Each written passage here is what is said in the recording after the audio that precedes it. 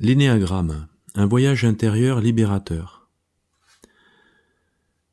Je me présente, Thierry Lalo, je suis responsable du Centre de psychologie intégrative Progressence de Toulouse qui regroupe psychologues, psychosociologues, psychothérapeutes, consultants et formateurs.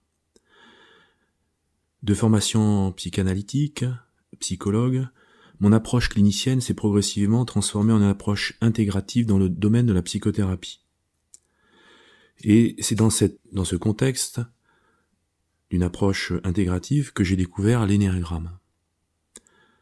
Cette rencontre avec l'énéagramme s'est surtout réalisée dans un partage avec d'autres personnes et l'énéagramme m'a interpellé à différents niveaux et c'est pour cette raison que j'ai souhaité aussi partager cette expérience avec vous.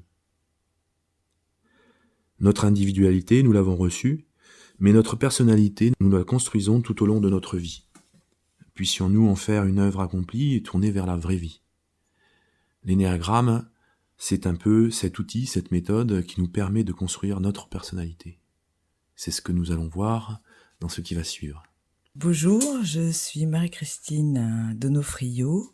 Je prends le relais de Thierry Lalo à propos donc de l'énéagramme, qui est un modèle de la personnalité. Alors, quel est mon parcours et qui suis-je ? Je suis formateur, consultante en ressources humaines et coach certifié.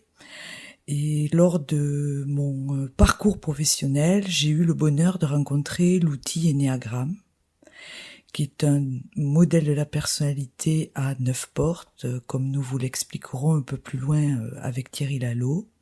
Et j'y suis venue car c'est un outil qui respecte à la fois la complexité de l'humain et le mouvement de la vie, si je puis dire, le changement, la transformation. C'est un modèle qui ne fige pas.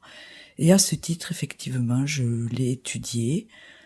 Pour moi, c'est un modèle très dynamique et qui est tout sauf une typologie.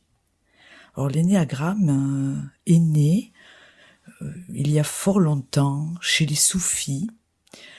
On le situe pas à 2500 ans près. Par contre, ce modèle a été bâti à partir certainement d'observations très précises et très pointues de l'humain. Et il a été, si je puis dire, exporté par Gurdjieff en Europe, bien sûr très très longtemps, certainement après sa naissance, bien évidemment. Il a donc été utilisé par Georges Gurdjieff comme un outil d'enseignement de connaissance de soi, pas pour former les personnes ou, je dirais, appliquer ce modèle à des champs comme le management ou autre. Il a été utilisé par Gurdjieff vraiment dans l'esprit, non pas d'enseigner le modèle, mais d'utiliser ce modèle pour la connaissance de soi. Voilà ce que je pourrais vous dire pour le moment au niveau de l'énéagramme.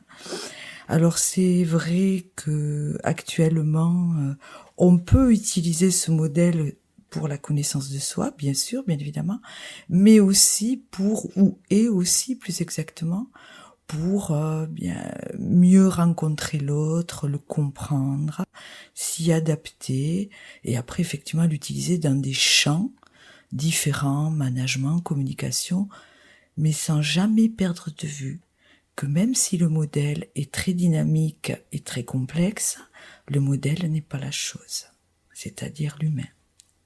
L'énéagramme est une invitation à un voyage intérieur libérateur. Cet enregistrement de sensibilisation a pour objectif de vous présenter ce modèle de lecture de la personnalité et comment peut s'expliquer sa construction. Nous aborderons ensuite chaque type de personnalité qu'il génère de manière à ce que vous puissiez progressivement entrer vous aussi dans cette aventure et ce voyage intérieur.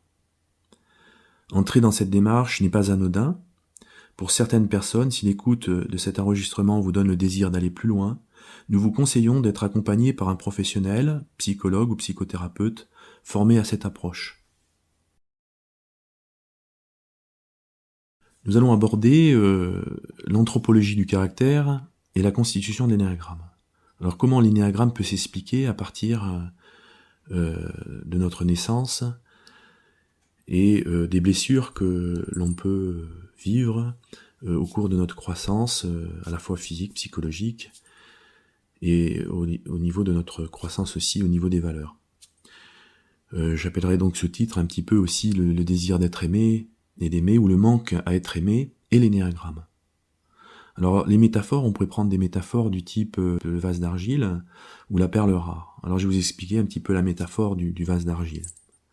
Le vase d'argile, en quelque sorte, pourrait représenter un petit peu la capacité à recevoir de l'amour, et au départ de l'amour des parents. Dans nos accompagnements et dans ce qui est du parcours des personnes dans leur vie, de leur naissance à leur mort, on constate souvent un aspect du désir qui revient souvent. Ces personnes parlent souvent donc du désir d'être aimé et du désir d'aimer. Et cette capacité à recevoir de l'amour, nous la recevons au départ, enfant, par les parents. Or, dans ce vase d'argile, il semblerait qu'il y ait une part d'absolu, une part de capacité qui semble vouloir de l'amour à l'infini, en quelque sorte. Et les parents, évidemment, avec la meilleure volonté qu'ils puissent avoir envers leurs enfants, aiment leurs enfants, mais l'enfant a besoin de recevoir une dose d'amour toujours plus grande. Et donc les parents n'arrivent pas, en quelque sorte, à remplir ce vase d'argile, et il y a forcément dans ce vase d'argile un manque d'amour qui va être vécu par l'enfant comme une blessure. Le manque équivaudra donc à la blessure sur laquelle l'enfant va construire sa manière de voir le monde, de le percevoir, c'est-à-dire qu'il va construire toute une psychologie sur une blessure avec des nœuds, des filtres, des masques, ou en tout cas des filtres pour percevoir le monde de manière à se protéger et à recevoir l'amour dont il a besoin pour se remplir. Ce manque est insupportable, c'est pourquoi la personne cherchera à les combler par tous les moyens. Les avoir, les savoir... Nous espérons que vous avez apprécié cet aperçu. Pour continuer à écouter ce livre audio sur Google Play Livres, utilisez le lien dans la description de la vidéo.